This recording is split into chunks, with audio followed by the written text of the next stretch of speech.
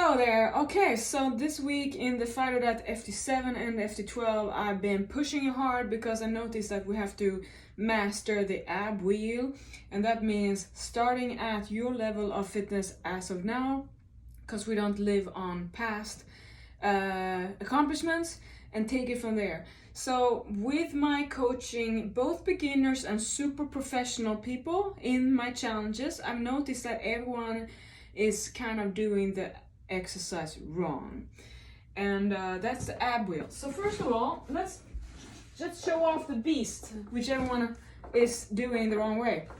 The problem with the ab wheel is that this is the equivalent to a weighted pull-up, a super heavy deadlift, like very advanced. And the reason why I have them in the program is because people love workouts that they're really tough. So I give the programs according to what I would have to do myself. Now the thing is that we notice that a lot of people believe that they should do tougher workout than they are. And that's not how you build your body. You have to have your ego kicked out of the door and ask, what is I have to do? What is it I have to do with my body? That's your weakness. In bodybuilding, you work on every weakness to bring it up to the rest. You don't work your strength and forget your weakness. That's why I love bodybuilding. I love fighter, because there is no way around it. That you have to know who you are, because you're gonna have that toddler crybaby thing about it because you think, oh, I wish it was easier. But remember, if it wasn't easy, everyone would have those amazing bodies and you wouldn't even care for it because it would just be average. Blessing in disguise is that I know how hard it is for people to motivate themselves to stay lean for life, even though they say that they love it. But I have mastered my mind to master my body, and that's what I teach you. So, okay, the ab wheel. What is it going on? Why are people doing? What is it? What happens? I didn't think about planning my filming.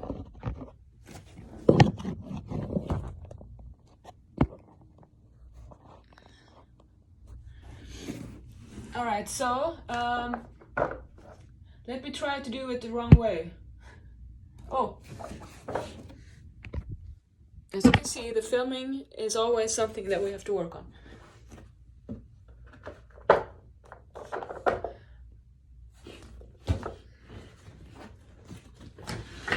I think it's great that you see that you're gonna have to move around. Things aren't always the right way you wanted to see it and so on. So let me do this now. I want you to look at my back, my upper back, my whole spine, the top facing the ceiling, because that is what we talk about. I'm gonna go down to the move that you all do, which is an extension in the bottom, which is not what you want to do. But I have to show you. And it's like I can't even do it because I'm so trained to not do it.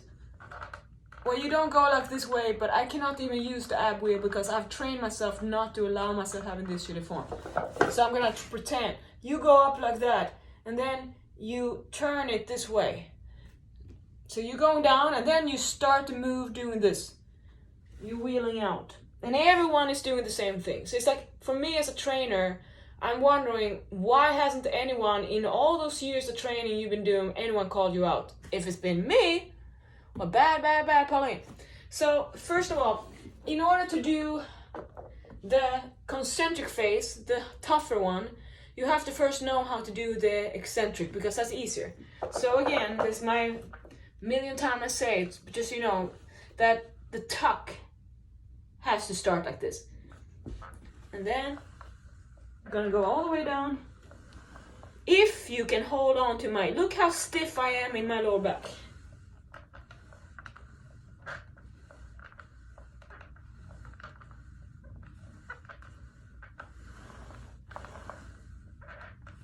So the thing is that if you're not even close to in that area down here, like a long plank, this is what you're doing, right? If you're not close to there, you just try to do the ab wheel because you want to learn the form, you're doing this. It's very inefficient. It's a waste of your time. It's too advanced. You need something easier. That's what you're gonna do now. So, eccentric lengthening would be one thing, and that is you do it like this. This is when you kind of almost get it to my liking. You're gonna Do the tucked pose, which means that you're not having an extension in your lower back because you don't want that in this. And then you go all the way down and hit your pubic bone with the back straight. So I'm still tucking, I'm pulling my belly button into my spine now. I don't want this, not that. Don't want to look sexy. Squeeze the glutes because that helps you for not doing the bad moves. Now you can help yourself up like this. Reset the position and 1, 2, 3 and all the way down. This is very advanced though, so if you can't control it, that's going to be dangerous. Remember, you're not going to have, the speed is not the thing here. 100 reps, boom, boom, boom, boom, boom, it's not going to be good. And definitely not bouncing your front hip up and down like that every time. So, how do you start over it? So let me show you some progressions, so you can get into actually working your way up to this.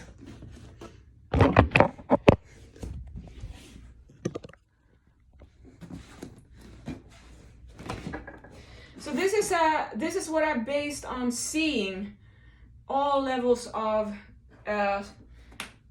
people's training, because I have the privilege and the honor to be their coach, and that I'm very grateful for. So now I've seen that we need to work on this. So this whole week I have the albums open that I'm gonna go and take back and back. We're on the 3rd round now. And I love that you're getting really understand now that, oh crap, you do not know how to do it. Of course, you're not getting anywhere with it. So this is the step. If you can't do a plank on elbows and toes, it's too advanced, and you can't do an ab wheel because that's definitely advanced. One way to do it is to stand like this. This is a plank. As you can see, you can tell on my body that I'm using my abs. I'm not letting them out like that. So there's tension. Now, step 2 is to come out further away from the bench. Longer lever, tougher here. This filming is like the toughest part, right? So, then step 2. Now it's a little bit more. The further down, closer to the floor you come with your whole body into a long plank, the tougher it is. And then, I don't have one of those balls, but you know the big balls that you can roll it?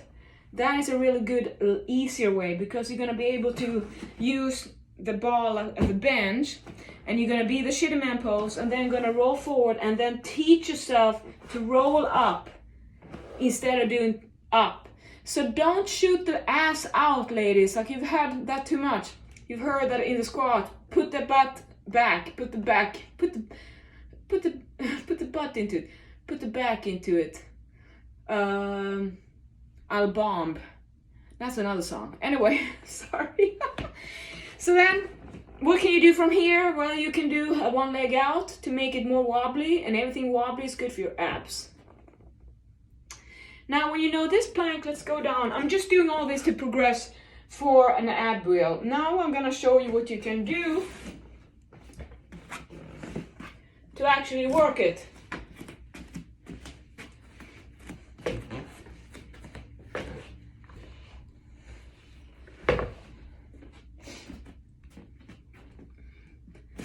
Alright, so the whole trick is to learn this position is the way you go down and you go up. So it's very stiffed, like a plank. It says plank, right? So you want to make sure that your tailbone doesn't extend upwards, backwards. You don't want your sit bones to go up to the floor. So instead, thinking that you're gonna take your whole back, this, to round it and put it, like I'm thinking that I would take this whole thing and put it back behind me, like someone is pulling me backwards. So it's gonna be a pulling move, like that, rounding into like a flip-sided C. And now just one more thing, that you're gonna go down to a plank. Let's say this plank, elbow plank. What I see a lot is this. The butt is up in the air. So again, tuck it close to the floor. All right, try that at least to practice, and if you can't do an elbow plank for like 3 minutes, no problem. I would say that is your first goal. Then start to work on the ab wheel. And the thing is that with ab wheel, you can work on an incline. For instance, one way you can build it up here is to do it like this. So this is an incline, which means it's tougher. No, it's easier, I mean, because there's less of my body that is pressure. So you can do this one. And there's another trick I want to show you, the last one. That is, you're offloading it. You're using a band.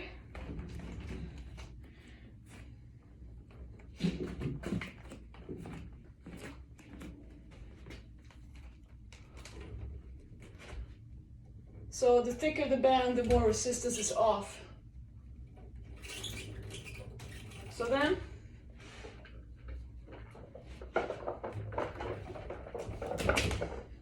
oops. Okay. Now it takes away some of my load, so I can do it. Let me see if I can figure it out this way. Okay. As you can see, I'm gonna have a lighter load. I can still work on the form. So that's what you can do. So again, remember, it's not supposed to be hyperextension. It's not supposed to be extension. It's supposed to be a plank where you're teaching your body to be stiff in your core, because that's what you need to be. You need to be stiff, because otherwise, if you don't have a stiffness in your core, you're gonna break under the deadlifts, the squats, and all that stuff, and overhead pressures.